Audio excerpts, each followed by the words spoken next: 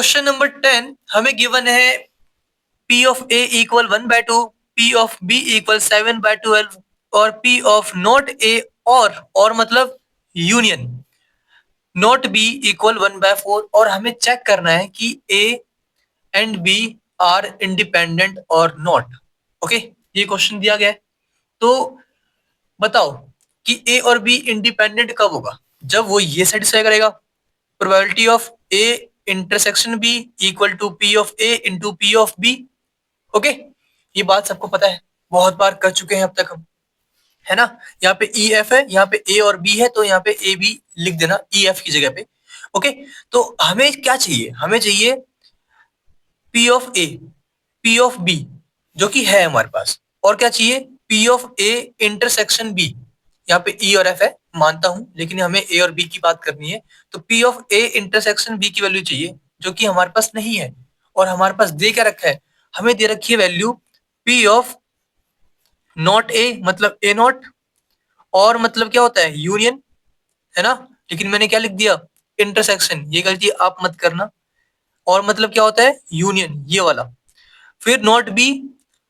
Okay, तो ये value हमें दे रखी है 1/4, और हमें चाहिए क्या? हमें चाहिए इंटरसेक्शन की वैल्यू चाहिए, ए इंटरसेक्शन बी की वैल्यू चाहिए। तो कैसे निकालेंगे? आपको ये फॉर्मूला पता होना चाहिए कि इसको आप ये भी लिख सकते हो। ये आया कैसे, इस पे भी बात कर लेते हैं। तो एक को ए मान लेते हैं, ये हमने ए मान लिया, और एक को बी मान लेते हैं, ये हमने बी मान लिया। हमें किसकी वैल्यू निकालनी है? ए नॉट यूनियन बी नॉट निकालना है। ए नॉट मतलब ए को छोड़ के सब कुछ, तो ए को छोड़ दो और हर जगह सेटिंग कर दो। ए को छोड़ के, ये हमारा ए है, हर जगह सेटिंग कर दो, हर जगह जहां पे भी जगह दिख रही है सेटिंग सेटिंग सेटिंग। ठीक है, तो हमने ए को छोड़ के हर जगह पे सेटिंग कर दी है। अब कहा गया है union B not. B not का मतलब क्या हुआ? बी को छोड़ के सब कुछ। तो ये हमारा बी है, इसे छोड़ दो और हर जगह पे रेड कलर कर दो। तो ये हर जगह पे मैं रेड कलर कर रहा हूं। किसको छोड़ के? बी को छोड़ के। ओके, तो बी को हमने छोड़ दिया, बी हमारे पास ये है, इसको छोड़ के। ओके, अब हमें क्या निकालना है? यूनियन। यूनियन मतलब क्या होता है? यूनियन का मतलब होता है या तो ये दोनों में से कोई सा भी हो, वो हमारा आएगा सेट के अंदर। तो जहां पे भी आपको कलर दिख रहा है, चाहे ग्रीन दिख रहा हो या रेड दिख रहा हो, वो सब एरिया आएगा। तो हर जगह पे आपको ग्रीन या रेड दिख रहा होगा, एक जगह का छोड़ के। कौन सी? ये बीच वाली। यहाँ पे ना ग्रीन है ना रेड है, तो इस जगह को क्या बोलते हैं हम? बीच वाले कॉमन पार्ट को क्या बोलते थे हम? याद करो, इसे बोलते हैं हम ए इंटरसेक्शन बी, मतलब दोनों का कॉमन पार्ट, ए और बी का कॉमन पार्ट।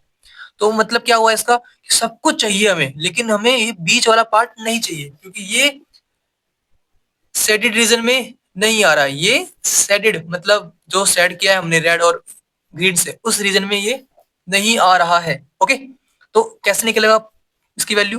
तो सेम वही काम जो पिछले क्वेश्चन में किया था हमने। ए नॉट यूनियन बी नॉट की वैल्यू क्या आएगी? पूरे में से, पूरा मतलब यूनिवर्सल सेट माइनस बीच वाला एरिया, जो कि क्या है हमारे पास? A intersection B.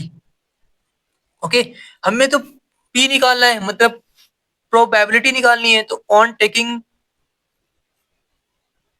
Probability both side, तो हमें क्या मिलने वाला है? Probability of universal set minus probability of A intersection B. तो ये क्या आ चुका है? Probability of A not union B not equal probability of universal set क्या होता है हमारे पास? 1 होता है, तो 1 minus probability of A intersection B. तो ऐसे ये वाला हमारा फॉर्मूला आया है। ओके, सेकंड वाला फॉर्मूला डन। तो ये छोटी मोटी बातें हैं, आप फॉर्मूला डायरेक्ट याद कर लो, साथ साथ इसे सीख लो कि मैंने कैसे किया। ओके, बाकी इसके अलावा अब आप क्वेश्चन सॉल्व खुद भी कर पाओगे। तो हमें पता है कि probability A not union B not की वैल्यू होती है 1 minus probability A intersection B. Okay, अच्छा एक शॉर्टकट बताता हूँ मैं आपको। यहाँ पे इंटरसेक्शन है तो यहाँ पे यूनियन आया, यहाँ पे यूनियन है तो यहाँ पे इंटरसेक्शन आया, है ना। तो ऐसे भी आप याद रख सकते हो, ये ट्रिक है। बाकी कैसे करना है वो आपकी मर्जी, याद लेकिन कर लेना। बाकी अब आते हैं क्वेश्चन पे। 1 माइनस, हमें इसकी वैल्यू नहीं पता, है ना। पी ए इंटरसेक्शन बी की वैल्यू हमें नहीं पता, यही निकालना है हमें। इसकी वैल्यू पता है क्या है, 1/4। तो मैं यहाँ पे 1/4 लिख रहा हूँ। इसको इस साइड ले आओ, इसको इस साइड ले जाओ। तो P of A intersection B क्या आ चुका है हमारे पास, बताओ। 1, इसको इधर लाओ, -1/4। तो P of A intersection B is equal to 4, LCM लो, 4 - 1 3, 3/4 आ गया हमारे पास। ओके, ये तो हमने निकाल लिया। क्यों निकाला है हमने ये, क्योंकि हमें चेक करना है कि ए और बी इंडिपेंडेंट है या नहीं है। तो अब आप चेक कर पाओगे, आपको चेक करना है ना। तो कैसे चेक करते हैं इंडिपेंडेंट है या नहीं, हम निकालते हैं ए इंटरसेक्शन बी का की प्रोबेबिलिटी। अगर उसकी वैल्यू आ गई, probability of A into probability of B के, तो बात बन जाएगी। तो निकालो भाई, इसकी वैल्यू क्या है, इसकी वैल्यू क्या है 3/4। ओके, हमने निकाल रखी है, पुट कर दी। इसकी वैल्यू क्या है 1/2, तो 1/2 लिख दिया हमने। इसकी वैल्यू क्या है 7/12, तो इंटू में 7/12। क्या ये इक्वल आ रहा है, साफ साफ दिख रहा है कि इक्वल नहीं आ रहा है, क्योंकि 3/4 कभी इक्वल नहीं हो सकता 7/7/24 के। ओके, तो आप लिख दो, hence A and B are not independent. ठीक है, इवेंट्स। ओके, बिकॉज क्या पता चला हमें, P of A intersection B equal नहीं आ रहा है, not equal to P of A into P of B के। ओके, बस आपको इतना ही करना था। मेन काम क्या आया हमारे, हमारे मेन काम आया ये फॉर्मूला।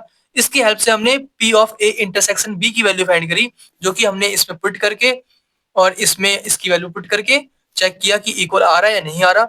एट दी एंड हमें इक्वल नहीं मिला, आखिरी में हमें इक्वल नहीं मिला, इसलिए हम कह सके कि ये इंडिपेंडेंट इवेंट नहीं है। ओके, और वीडियो कैसे लगी कमेंट बॉक्स में बताना मत भूलना, और अच्छी लगी हो तो प्लीज प्लीज प्लीज सब्सक्राइब कर देना, मुझे इसकी बहुत नीड है अभी। टेक केयर, अपना ध्यान रखो।